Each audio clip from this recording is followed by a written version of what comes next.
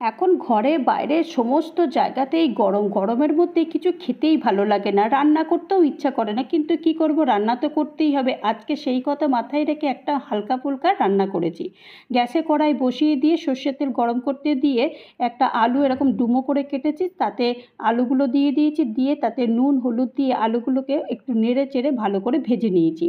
আলুগুলো ভাজা হয়ে গেছে, আলু ভাজা তুলে নিয়েছি। ওই তেলেতেই আমি আগে থেকে নুন হলুদ মাখিয়ে রেখেছিলাম এই চিংড়ি মাছগুলোতে, এই চিংড়ি মাছগুলো সব দিয়ে দিয়েছি। দিয়ে একটু উল্টে পাল্টে করে চিংড়ি মাছগুলো এগুলো ভেজে তুলে নিচ্ছি, কারণ চিংড়ি মাছ বেশি ভাজে না, ভাজলে তেমন একটু টেস্ট হয় না। একটা মশলা তৈরি করব, তার মধ্যে আমি এখানে একটা মিক্সিং জারে এখানে টমেটো নিয়েছি, কাঁচা লঙ্কা নিয়েছি আর পোস্ত নিয়েছি, দিয়ে এটাকে ভালো করে পেস্ট করে নিয়েছি। ওই তেলেতেই রান্না করব। ওখানে তেলের মধ্যে আমি গোটা গরম মশলা দিয়েছি, একটা তেজপাতা দিয়েছি আর একটা পেঁয়াজ কুচি দিয়ে দিয়েছি।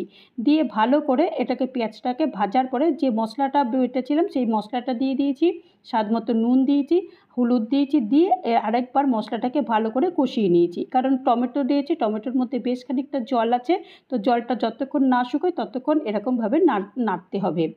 এরপরে আমি লাল লঙ্কার গুঁড়ো দিয়েছি আর একটু কাশ্মীরি লাল লঙ্কার গুঁড়ো দিয়েছি, দিয়ে নাড়ার পরে তারপরে একটু সামান্য দই দিয়েছি।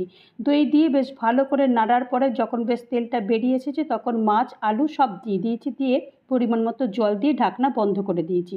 ঢাকনা খুলে একবার দেখে নেব যে আলুটা সেদ্ধ হয়ে গেছে কিনা। আলুটা সেদ্ধ হয়ে গেছে, আর এখন একটু গরম মশলার গুঁড়ো ছড়িয়ে দিয়েছি। ব্যাস তৈরি হয়ে গেল চিংড়ি মাছের রসা। গরম গরম ভাতের সঙ্গে এটা সার্ভ করে দেখুন কেমন হয় খেতে।